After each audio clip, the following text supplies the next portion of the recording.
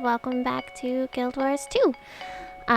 Today we are doing the fifth mission in the Living World Season 2, Chapter 1. Living World Season 3, Chapter 1. I know what I'm doing with my life. So this is a Shadow's Deed.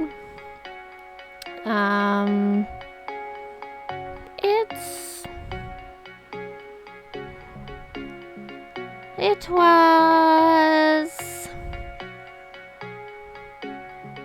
just, it's so, I understand, but it is very annoying when you have to find a mastery, right? Like, and that's all this particular one was, well, it wasn't. It was get the mastery and then continue on to the next part, which was a little different because usually with the mastery ones, it has you do the mastery and like that's the end of that particular section. But this one, it actually went into another section after that. So it was just a lot of running around, a lot of exploring the area.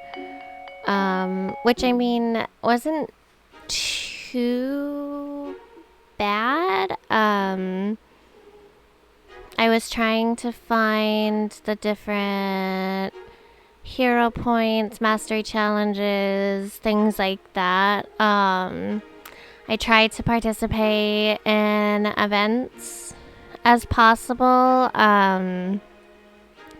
There were a few events that people were doing, but it seemed like for the most part it was one big event that people seemed to flock to, where you have to fight essentially one of the bosses in the arena area. And other than that, most of the other events were pretty untouched, but it was a pretty busy map, surprisingly. Like, the map is small enough. I guess I really wasn't expecting that many people, but the way the map is set up, it's broken up into like 3 parts almost. So you've got those rocks, and then you've got the green grass, and then you've got the undercave. And the undercave was super awkward to find. I found it. But it was like, oh, there's this whole other section. And like realistically, the game I think tries to plan for you getting to the mastery point before discovering the undercave, but I marched to the beat of my own drum. No, I was super close, and I just discovering things, completing events, getting all the different little things around the map. I wanted it all. And then I was trying to figure out how to get to this event to help the people, because it was actually one of those things where people were like putting in chat like, oh, like we're doing this now, come help out. So I was like, oh, okay, like let me go find it. It was an awkward fight. He drops these void circles and you just start free falling like randomly again above the arena, which is fine once you figured out what was happening. You just had to avoid his random portal things. And I've been really liking the new character build that we had swapped out a couple of episodes ago.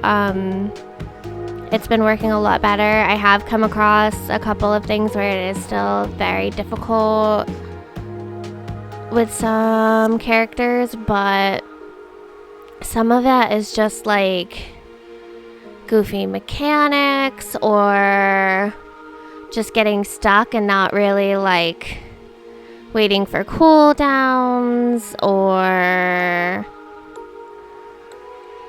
just blinking and not having the correct situational awareness, or my buttons not responding the way I thought the buttons should respond because my fingers aren't in the right spot, or I forget what abilities do. So, you know, it's still learning. And like I said, this is just all just getting that silly mastery point. This is just getting the mastery point so that you can learn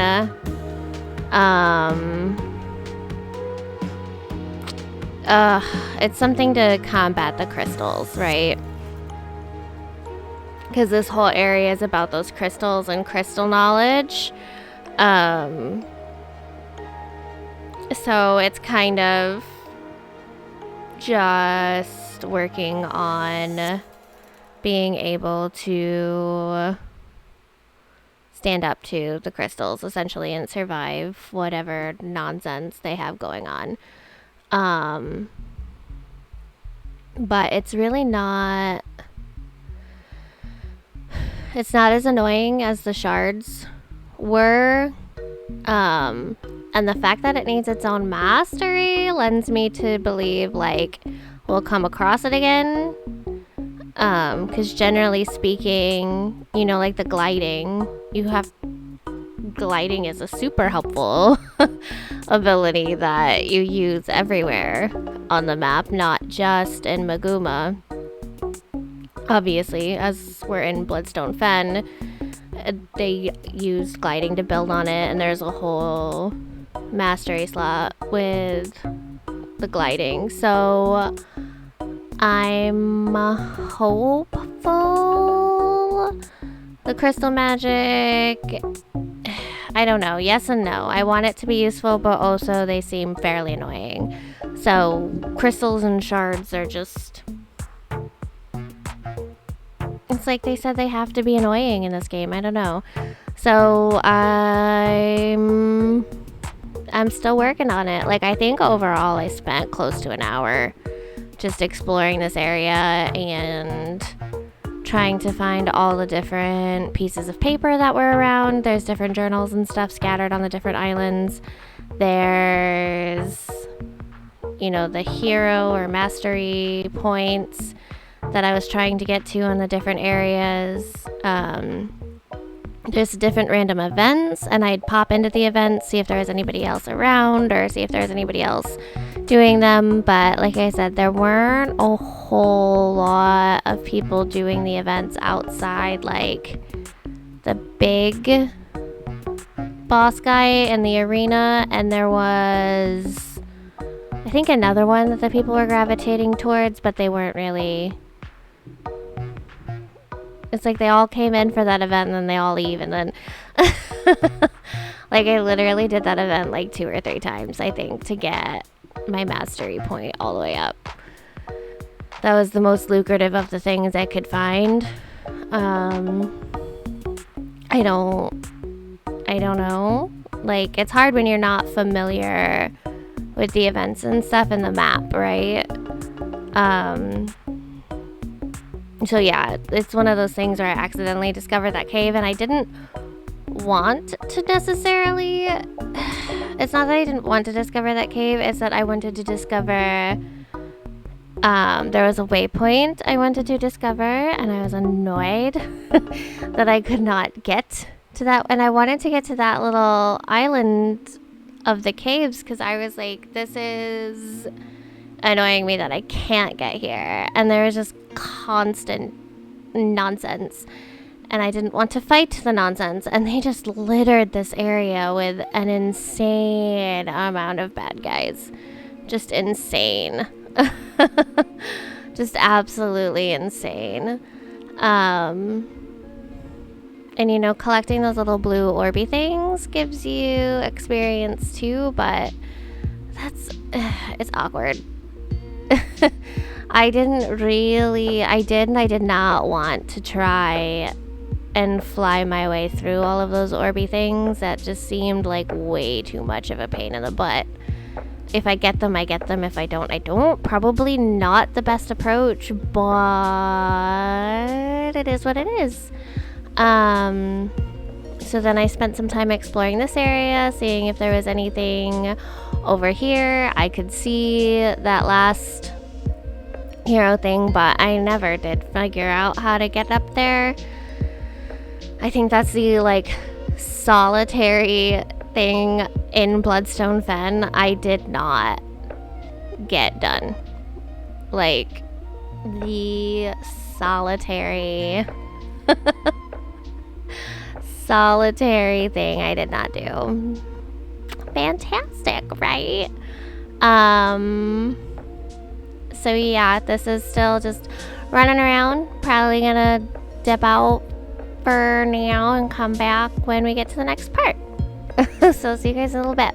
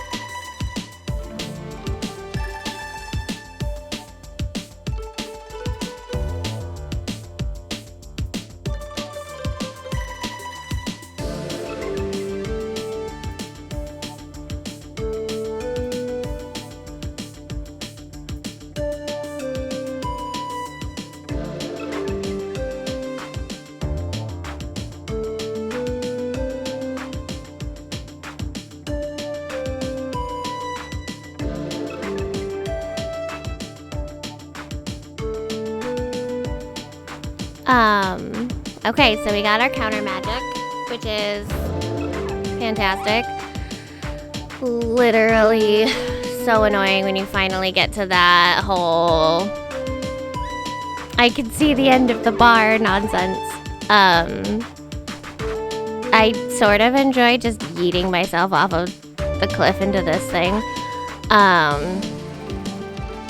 So then you walk in and you have to defeat some people, which, and this is again why I say, like, I know my build is a lot better, because that would have been death with the previous build. Like, that would not have been the way it worked. So we see Kate, we talk to her, we kind of get a picture of what's been going on. And then we have to obviously fight some more stuff. And we go around and we get different shards of things and kind of see what's been going on. And with each different shard that we picked up, we had to defeat something. It was a pretty straightforward mission. None of it was super difficult. It was all right in that little cavern area. There wasn't any super ridiculous nonsense for this particular mission. Nothing was hidden away or whatever. So it was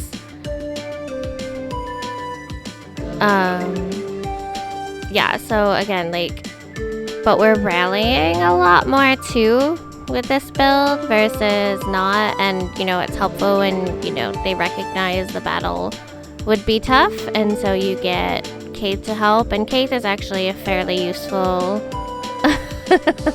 companion compared to some of the others.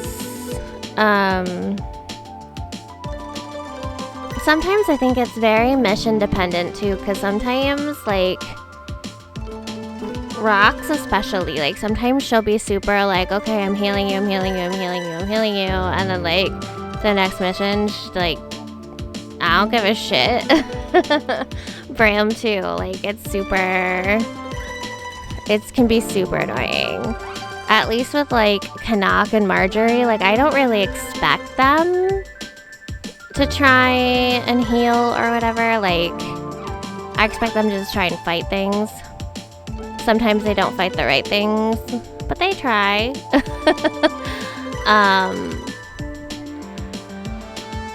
But with this one, like I said, this one worked out. It was just you and Keith running around, and it worked out. And it was, overall, it was pretty good. And then we, after we collect the shards, you know, we get to go back to the middle and see. The jade armor was actually kind of tough to beat. That one handed me my butt. It wouldn't be a Guild Wars 2 video if I didn't get obliterated at some point, realistically, right? Right? Let's not shake the whole table. I'm trying my microphone on the other side, so it's throwing me off because it's right next to where my hand goes for my mouse. But yeah, I don't know if it was this particular mission or what, but it just didn't have, like, it let me get back up easily or more easier than it sometimes does. I don't know. It's kind of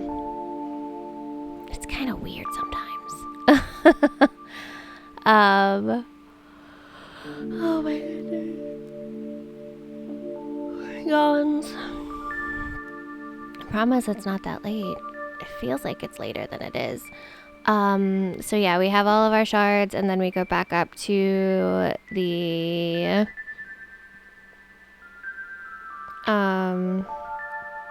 cave part, and we go through and we see, like, the memory of what happened and everything, and we talk about Kate with what happened, and then that's pretty much it. We go back and speak, obviously, because you always have to talk to the next person. But yeah, that's all I've got for you guys today. Thank you guys so much for watching, and have a great day. Bye, guys.